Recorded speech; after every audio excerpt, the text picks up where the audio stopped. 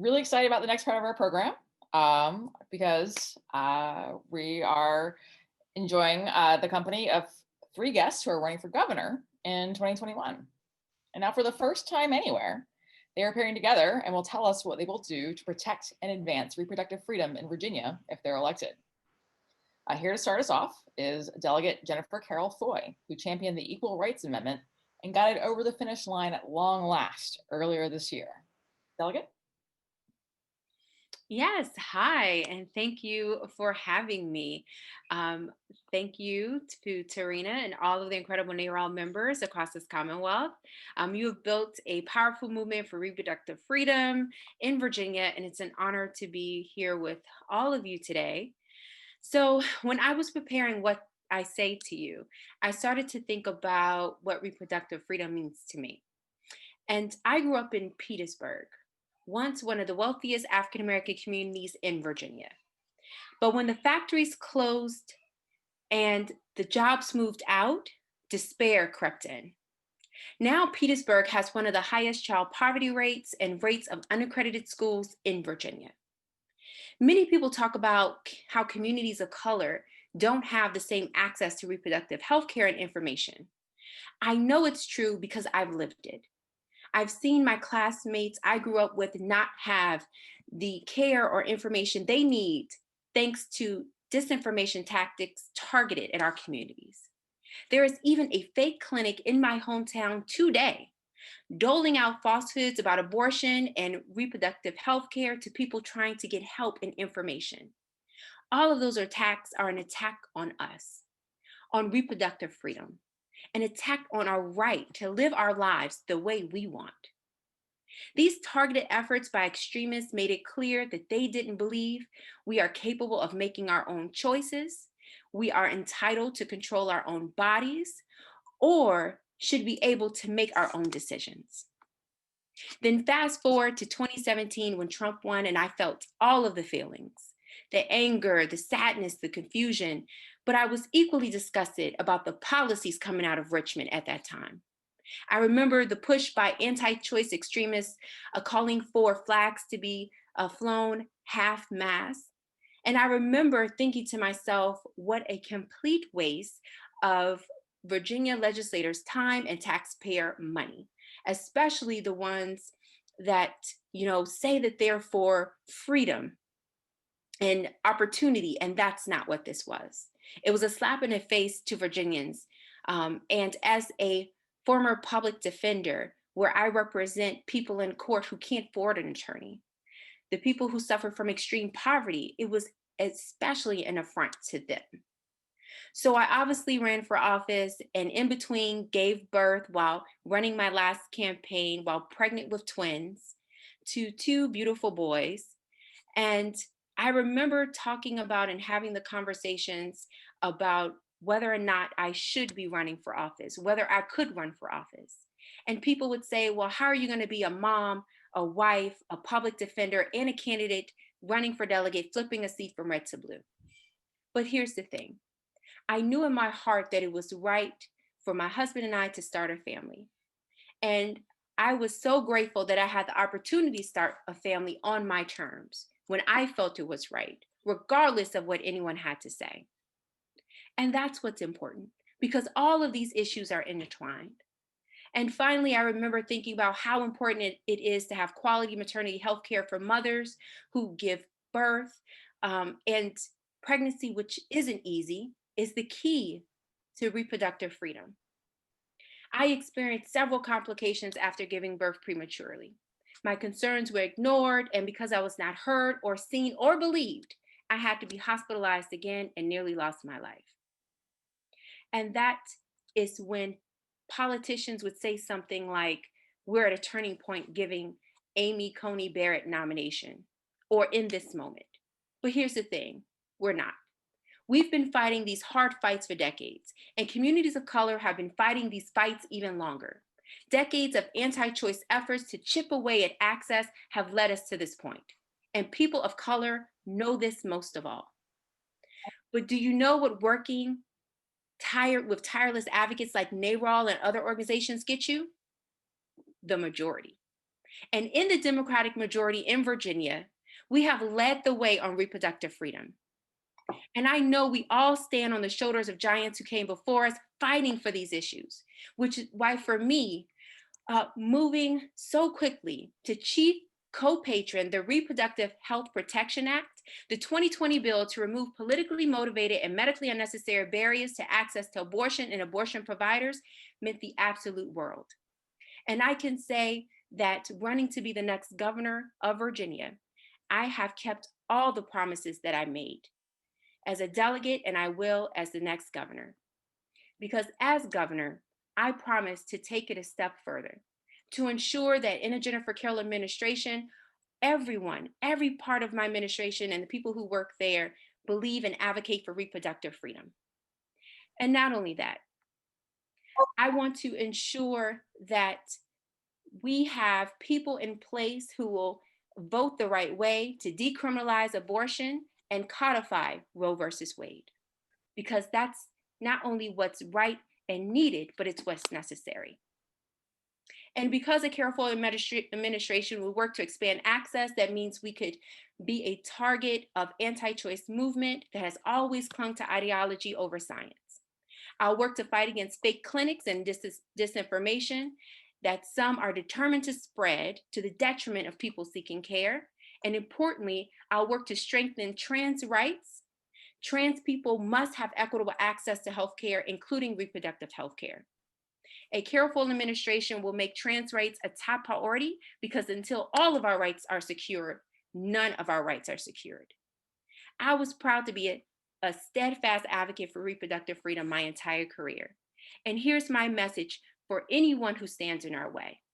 Whether a Democrat or Republican, your days are numbered. If you choose to fight against us, we will not back down, we will not let up, and we will not stop until this war against women and trans is won. So thank you so much. Thank you, Delegate. Next up, we have a man who probably needs no introduction, former Governor Terry McAuliffe, who was also NARAL Virginia's 2017 Brick Wall Award winner for his commitment to overturning Virginia's dangerous trap regulations during his time in office. Governor?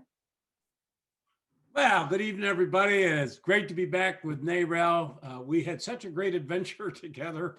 When I first ran in 2013, I think how helpful NARAL was to me. And first of all, thank you to Tarina and everybody else. And then, of course, I walked into what had been just horrible anti-women, anti-reproductive rights, a legislature that was absolutely nuts. In May of 12, they pushed through the transvaginal bill. And as you know, and the trap laws, which was mentioned, they tried to shut our 16 clinics down. I was able to reappoint the Board of Health to make sure we kept all of those clinics open. And I think now here we are in the middle of a COVID pandemic. And you think if we did not have these health centers open today for communities of color, how difficult their lives would be, really now more than ever. So I wanted to get on and say thank you. I was your 2017 brick wall. I have the brick right here. I thank you for all that you've done. And you all worked with me on my Healthy Virginia plan, because I tried for 4 years to get Medicaid expansion. I fought like a dog. I had a speaker, Bill Howell, who told me on my inauguration, I will never give you a vote. And we fought like a dog. And then when I left office, I embedded it in my outgoing budget. And we won, finally had the legislature, and were able to move forward. But with my Healthy Virginia plan, we had thousands of pregnant women for the first time ever. We're able to get dental care. And, you know, NARAL was my partner, and working great with Tarina and so many others, and signed that bill up in Arlington together. I just, wanted us to get on this and say thank you for all the great support that you've given me in the past. And we had great battles together, and we've got a long way to go, but we've made great progress here in Virginia. We can't ever go back. As you probably have heard, you've seen the news, I announced for governor again today. I stood down in Richmond with Senator Louise Lucas and House Majority Leader Charnel Herring, who are the two chairs, along with LeVar Stoney, of my campaign to help me win this governorship again and take Virginia to the next level. I'm excited about it. We are in a COVID economy, COVID environment. This gives us a huge opportunity, I think, to rebuild, to rebuild the Virginia economy. Millions of jobs have been lost across the country. I have spent hours with, I always say, Vice President, President-elect Joe Biden, talking about how this is an opportunity for us to rebuild America economy, Virginia economy, to make it much more inclusive. $2 trillion infrastructure bill. I mean, this is the opportunity. We have to think big. We have to go big. And today I laid out a big education initiative talking about teacher pay. All Virginians should understand that today, believe it or not, we are 50th out of 50 states when you take teacher pay and compare it to the average pay in the state. We're 50 out of 50. We're dead last. That's a disgrace. And if you go to Pennsylvania, you go to Delaware, or you go to Maryland, you make $10,000 to $20,000 more a year. So I talked about, for the first time in Virginia history, to pay our teachers above the national average. That had happened. It's a $2 billion plan per year I laid out, getting every child on internet, every home connected. Talked about what we need to do for 3 and 4-year-old children at risk. There's about 40,550 that we need to cover. I talk about scholarships for teachers. So we laid out a big, aggressive plan with Charnel and Senator Lucas and Mayor Stoney today down in Richmond. And listen, we're going to have a big battle. I tell Democrats all the time. And last year, as you know, I did 148 events to help us win the House and Senate battles that we had out there. I traveled all over the Commonwealth of Virginia. It's going to be different for us in 2021. Donald Trump is gone, and he has been one of the biggest drivers ever for the Democratic Party turnout, beginning in 17, and he's not there. And as you know, this is not easy to do. In 44 years, whoever wins the White House, the other party wins the governor's mansion. I'm the only guy to break that curse. As you know, President Obama, of course, won in 12, and I won in 13. But we got a lot of House of Delegates seats that are very tight. We got to run a smart, tough, coordinated campaign, and we got to motivate voters to come out to keep the governorship, the lieutenant governor, and of course the attorney general, and keep the House of Delegates. So it's an exciting time, and I just wanted to get on and say thank you. I announced today I'll be speaking to many of you as we go forward, but we do need to make sure we got some big challenges ahead.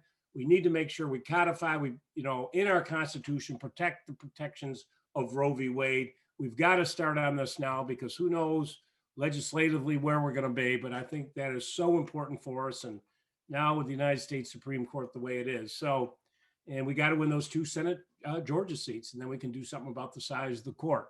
But if we don't do that, then we have some real issues we got to face. But these are battles we've all had together. It's great honor to be with everybody tonight, albeit by Zoom. It's not how we normally do these things, but thank you. Thank you for your support of me in 2013. And then thank you for being at my side as the battles, as Tarina knows, I had the record vetoes 120, more than any governor in the history of Virginia. I never lost one, but that would not have happened without the great support of the members of NARAL. So thank you. We'll be talking as we go forward, but have a great night. And thank you for supporting NARAL in protecting women's reproductive rights and protecting all women throughout the Commonwealth of Virginia. Thank you very much. Thank you, Governor. Thank you. And now, someone you've already met tonight, our Legislator of the Year award winner, Senator Jennifer McClellan. Good evening, NARAL Pro-Choice Virginia. This is Senator Jennifer McClellan, and it's a pleasure to be with you tonight for the 10th annual Power of Choice Gala. So much has happened in the past 10 years, and this year in particular, we have much to celebrate. I remember in 2010, when I became the first pregnant member of the House of Delegates, going to my doctor's office and learning firsthand how Virginia's abortion laws impact the doctor-patient relationship in so many ways.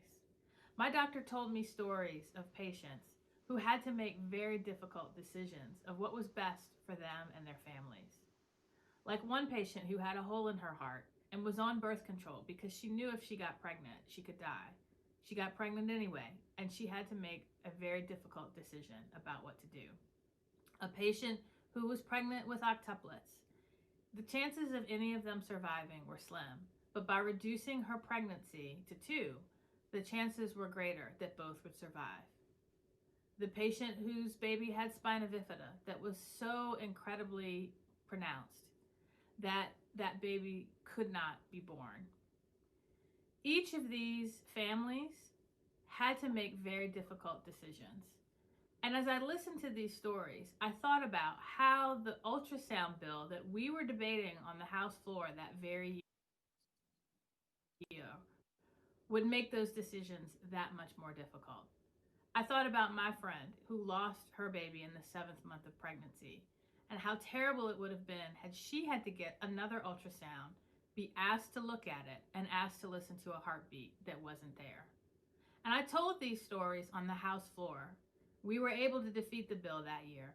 But unfortunately, in 2012, the ultrasound bill and the TRAP laws passed, putting barriers in the way of Virginia women exercising the best decision for them and their families for their reproductive health.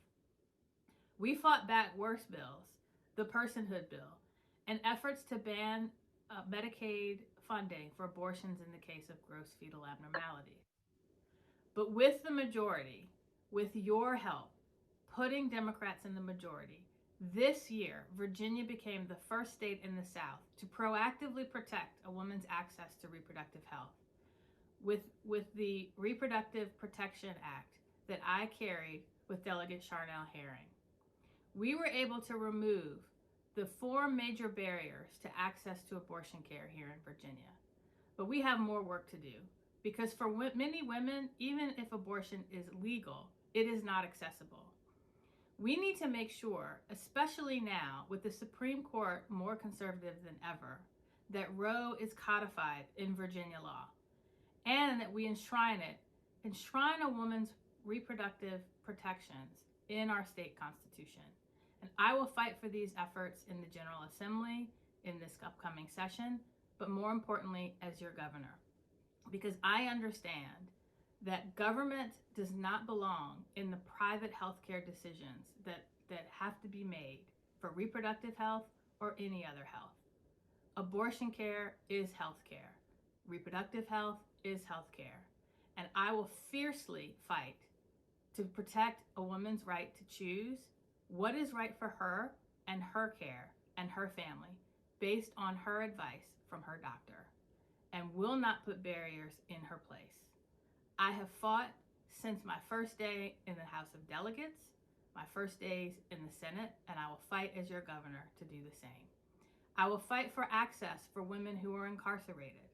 I will fight for access for women no matter where they live, who they work for, how much they make.